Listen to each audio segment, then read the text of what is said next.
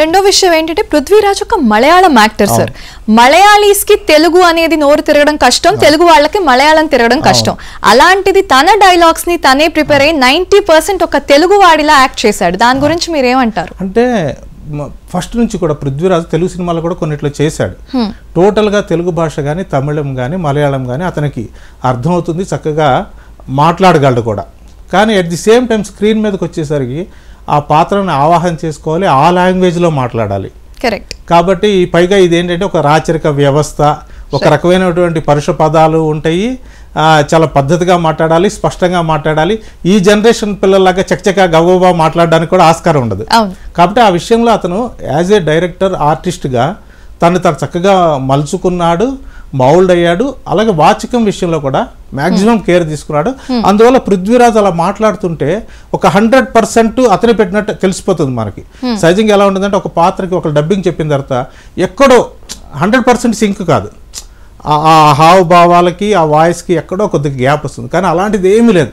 పృథ్వీరాజ్ నోట్లోంచి అలా ఉచ్చారణ వస్తుంటే అసలు అతని గుండెల్లోంచి వచ్చిన ఒక భావన కలుగుతుంది. ఆ పాత్ర 100% పండడానికి అది కూడా ఒక ప్రధానమైనటువంటి కారణం. రెండో విషయం ఏంటంటే రాజమౌళి గారు రీసెంట్ గా ఒక ఇంటర్వ్యూ ఇచ్చారు. అంటే ప్రశాంత్ నీల్ గారి కాన్ఫిడెన్స్ మనం చూడొచ్చు. నేను ఎక్కువ ప్రమోషన్స్ చేయక్కర్లేదు, నా సినిమా గురించి నాకు తెలుసు ఏంటో అని చెప్పేసి అని అన్నారు. అంటే ఆ ఇంటర్వ్యూలో ఇప్పుడు ప్రభాస్ గారు ప్రశాంత్ నీల్ దగ్గరికి వెళ్ళి నేను ఈ సీన్ ఇలా చేయాలా, ఆ సీన్ ఇలా చేయాలా, ఎక్కడ కట్స్ ఉంటాయి ఇవేం అడగకుండా ఒకటే చెప్పారంట సార్. పార్ట్ 1లో క్లైమాక్స్ స్టార్టింగ్, అలాగే పార్ట్ 2లో క్లైమాక్స్ స్టార్టింగ్ ఒకేలా ఉండాలన్నారు. ప్రశాంత్ నీల్ గారికి ఏం చేయాలో అర్థం కాలేదన్నారు. ఎందుకు అలా అడిగారు ప్రభాస్ గారు అంటారు? అంటే వై అసలు ఫస్ట్ స్టార్టింగ్ 2 పార్ట్లకి సేమ్ క్లైమాక్స్ సేమ్ స్టార్టింగ్ అనేది ఎందుకు ఉండాలంటారు ఒక సినిమాకి? అంటే యాక్చువల్గా చాలామంది సినిమా పండిట్స్ చెప్పేది ఏంటంటే మనం ఒక కొత్త కథని చెప్పినప్పుడు సరళంగా చెప్పాలి, ఒక పాత కథని చెప్పినప్పుడు దాన్ని డిఫరెంట్గా చెప్పాలి. అప్పుడే థియేటర్లో ఉండే ప్రేక్షకులకి ఆ సినిమా మీద కానీ ఆ కథ మీద కానీ ఆసక్తి కలుగుతుంది. కాబట్టి యాజ్ ఏ ఫిలిం ఆర్టిస్ట్కి ఇంతకాలం ఉన్న తర్వాత ప్రభాస్కి తన నుంచి ప్రేక్షకులు ఏం ఆశిస్తున్నారో తెలుసు.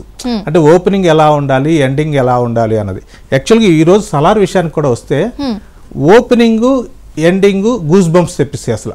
అంటే ఓపెనింగ్లో ఆ చైల్డ్ బాండింగ్ మీద ఇద్దరు, అంటే ఒక అన్నదమ్ములు కానీ అన్నదమ్ములు అనుకోవచ్చు ఒక రకంగా, వాళ్ళ మధ్య ఉన్నటువంటి ఆ బాండింగ్ని ఎంత సెంటిమెంట్తో చూపించారో క్లైమాక్స్లో ఒకళ్ళ కోసం ఒకళ్ళు ప్రాణం పెట్టే విధంగా ఆ పాత్రల్ని మలిచి పూర్తిగా టోటల్గా హైట్స్కి తీసుకెళ్లారు. కాబట్టి ఆ రకంగా ఓపెనింగ్ ఎండింగ్ ఏదైతే ఉందో అది ప్రధానం. మధ్యలో కొంత గ్రాఫ్ డౌన్ అవుతూ ఉంటుంది, పైకి లెగుస్తుంటుంది, మళ్ళీ పడిపోతుంటుంది. కానీ ఓవరాల్గా థియేటర్ నుంచి బయటకు వచ్చే ఆడియన్స్కి ఏంటంటే ఒక రకమైన సాటిస్ఫాక్షన్ కలగాలంటే క్లైమాక్స్ ఆ స్థాయిలో ఉండాలి. ప్రభాస్కి ఆ విషయం తెలుసు. సరే ప్రశాంత్ నీల్ కూడా తెలియదని మనం అనుకోవడానికి లేదు, ఎందుకంటే అతను ఆల్రెడీ KGF 1, 2 తీసిన తర్వాత. కాబట్టి ప్రభాస్ తన కోరికను అలా వెలిపించి ఉండొచ్చు. అంటే పార్ట్ 1లో ఏదైతే మనం చెప్తున్నామో అదే పార్ట్ 2లో కూడా ఓపెనింగ్గా ఉండాలి, అదే టైప్లో ఉండాలి, అలాగే క్లైమాక్స్ కూడా అలాగే ఉండాలి అని. కానీ ఈ కథని ఓవరాల్గా చూసినప్పుడు మనకి అంటే ఈరోజు పార్ట్ 1 రిలీజ్ అయిన తర్వాత పార్ట్ 1 క్లైమాక్స్లో మనకి ఎక్కడైతే ఆపారో అక్కడి నుంచి పార్ట్ 2 మొదలవుతుంది అన్నది ఖచ్చితంగా తెలుస్తుంది.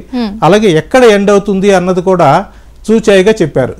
కాబట్టి కథగా ఏం చెప్పబోతున్నారు అన్నది తెలిసిపోతుంది, కథ ఇది అని కూడా తెలిసిపోతుంది. ఎందుకంటే ప్రశాంత్ నీలే స్పష్టంగా చెప్పారు, ఏదో ఒకనొక సందర్భంలో ఇద్దరు ప్రాణ స్నేహితులు బద్ధ శత్రువులు అయితే ఎలా ఉంటుంది అన్నదే ఈ సినిమా అని.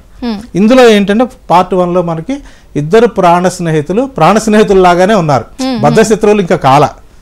కాబట్టి ఒకళ్ళ కోసం ఒకళ్ళు ప్రాణాలు ఇవ్వడానికి ఎలా సిద్ధపడ్డారు అన్న దగ్గర ఇక్కడ ఆపారు.